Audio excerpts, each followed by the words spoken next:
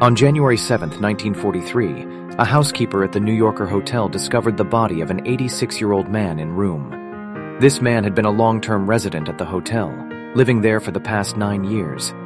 The man was broke and surviving on milk and crackers. He used what little he had to care for the local pigeons. This man was Nikola Tesla. In his final years, it would have been difficult to recognize him as one of the most brilliant minds of his time. Tesla's genius transformed the world we live in, developing the alternating current and the electrical system that powers homes worldwide. His impact can be observed in various technologies, including remote control, radio, and wireless communication. Tesla's innovations were driven by his passion for science and desire to improve humanity, not by greed or personal gain. Born on July 10, 1856, in present-day Croatia, Tesla's mother came from a family of inventors and had an extraordinary memory. She trained her son in memorization exercises, which later contributed to his eidetic memory and ability to speak 8 languages. At the age of 5, Tesla witnessed his older brother's death in a horse riding accident, an event that haunted him throughout his life. After this tragedy, Tesla began experiencing vivid flashes of light and images, which made it challenging to differentiate reality from his imagination. He claimed that his inventions appeared to him in these flashes, allowing him to conceptualize their entire design and correct flaws without ever writing anything down. He wrote in his autobiographical account, "My method is different. I do not rush into actual work. When I get a new idea, I start at once building it up in my imagination and make improvements and operate the device in my mind. Invariably, my device works as I conceived that it should, and the experiment comes out exactly as I planned it. In 20 years, there has not been a single exception." Although he excelled academically, Tesla dropped out of university due to gambling addiction and personal struggles. Inspired by his physics professor's electrical demonstrations, he took a job with the Paris branch of the Continental Edison Company in 1882, where he installed indoor lighting. His talents did not go unnoticed, and he was soon assigned to develop and improve dynamos and motors. Tesla's innovations were so groundbreaking that he began traveling across Europe to resolve issues at other Edison facilities. In 1884, at the age of 28, Tesla accepted a job offer from his manager to work at Edison Machine Works in New York City. He relocated to the United States, where he would spend most of his life, becoming a naturalized citizen 7 years later.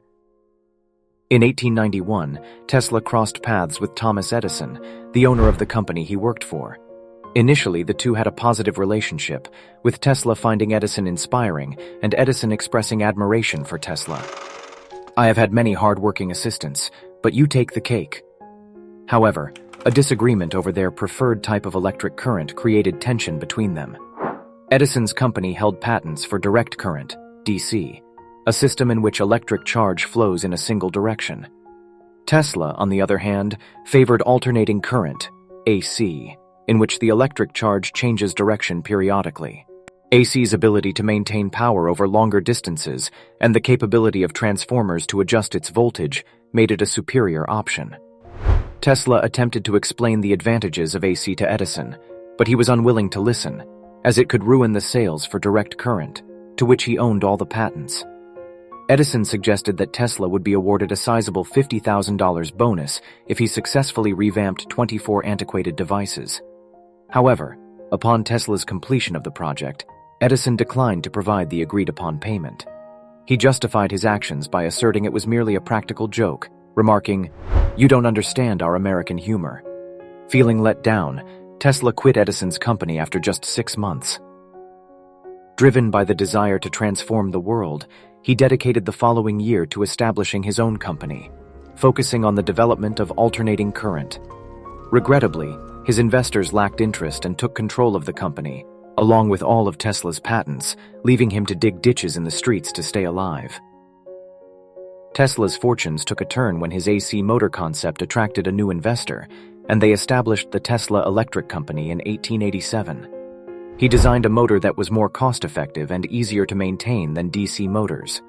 His presentation at the American Institute of Electrical Engineers in 1888 caught the attention of businessman George Westinghouse, a key figure in the electric market, who sought Tesla's motor for his AC system. Westinghouse bought the motor, hired Tesla as a consultant, and offered a generous monthly salary plus royalties. Thus, the War of the Currents commenced. Edison resorted to extreme measures in an effort to discredit Tesla's AC system. He started by offering schoolchildren 25 cents for each household pet they brought to him, which he then electrocuted on a public stage to demonstrate the supposed danger of Tesla's AC system. Over time, the scale of these electrocutions escalated, eventually including a horse. Even after the War of the Currents had ended, Edison continued to electrocute animals. In 1903, his Edison Film Company produced a short film called Electrocuting an Elephant, which documented the execution of Topsy, a former circus elephant, with 6,600 volts. In spite of the negative publicity created by Edison, Tesla and Westinghouse persisted in advancing their alternating current system. The chance to demonstrate that AC was safe and effective for widespread use emerged during the 1893 World's Columbian Exposition in Chicago. Edison had submitted a proposal to illuminate the fair, but Westinghouse outbid him, securing the contract and the opportunity to outdo Edison. Although providing lighting at the low cost proposed proved challenging, Westinghouse and Tesla succeeded, ultimately revealing the power of alternating current to the world. Their accomplishments persisted as Westinghouse Electric was picked over Edison's General Electric to build a hydroelectric plant at Niagara Falls. Tesla created plans for the facility, which turned out to be a huge success, eventually supplying power to a portion of New York City. Alternating current kept gaining traction and became the system everyone uses to power their homes today, while direct current was gradually replaced over the following decade. Despite Westinghouse's victory in the War of the Currents, his company was on the brink of collapse, burdened with $10 million in debt. He asked Tesla for assistance, requesting a temporary cut in royalties to help save the company. Feeling sympathy for his friend, Tesla not only reduced his royalties, but also tore up the contract, eliminating them completely. Tesla forfeited an amount equivalent to $300 million today, but his primary focus was on scientific discovery rather than financial gain. This act rescued Westinghouse, who later acquired Tesla's AC patent for $216,000 in 1897. Worth around $6 million today, Tesla used the money to establish new labs in New York and fully commit himself to inventing. Tesla had become a prominent figure, and his labs were frequently visited by influential individuals, including his close friend and renowned American author, Mark Twain. Throughout his career, Tesla invented numerous devices, accumulating nearly 300 patents. He developed an early version of neon lighting, a highly efficient bladeless turbine for cars, and was a pioneer in X-ray technology, warning about its potential risks to humans. Among his most famous inventions was the Tesla coil, capable of generating large amounts of high-voltage electricity. A notable invention was a remote-controlled boat showcased at Madison Square Garden in 1898. This cutting-edge wireless technology was so far ahead of its time that the audience initially believed Tesla was using magic or telepathy to move the boat. Some even speculated there was a trained monkey hidden inside, operating it. Though Tesla was an incredible inventor, he had difficulty marketing his creations, always focusing on the next invention rather than selling his existing ones. Many of his ideas remained unrecorded, and those documented often went without a patent. This approach caused Tesla significant problems when he started working on radio at the end of the 19th century. He conceived the idea of radio in 1892 and soon planned to transmit a signal 50 miles away. Unfortunately, a lab fire in 1895 destroyed his work. Tesla had not applied for a patent and only did so after 2 years of rebuilding his research. Around the same time, an Italian inventor named Marconi was also working on radio, securing patent rights in England. However, when he tried to obtain them in the United States, his request was denied because his ideas were considered too similar to Tesla's. Despite this setback, Marconi successfully sent the world's first transatlantic radio message in 1901, using 17 of Tesla's patents. Edison then supported Marconi financially, and suddenly the U.S. Patent Office reversed its previous decision. Marconi obtained rights in the United States, with Edison profiting from the venture.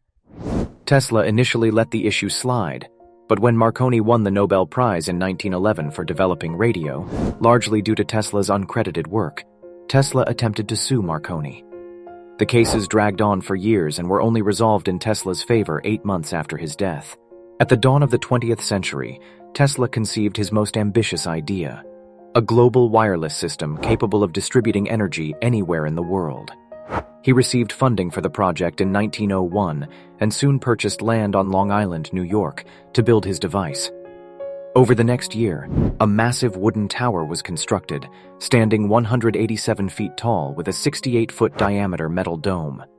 He named the facility Wardenclyffe Tower and believed it would revolutionize wireless technology, introducing what he called communication devices, which wouldn't be seen for another century. A telephone subscriber here may call up and talk to any other subscriber on the globe. An inexpensive receiver, not bigger than a watch, will enable him to listen anywhere, on land or sea. Any picture, character, drawing, or print can be transferred from one to another place. Despite his brilliant ideas, Tesla faced numerous obstacles.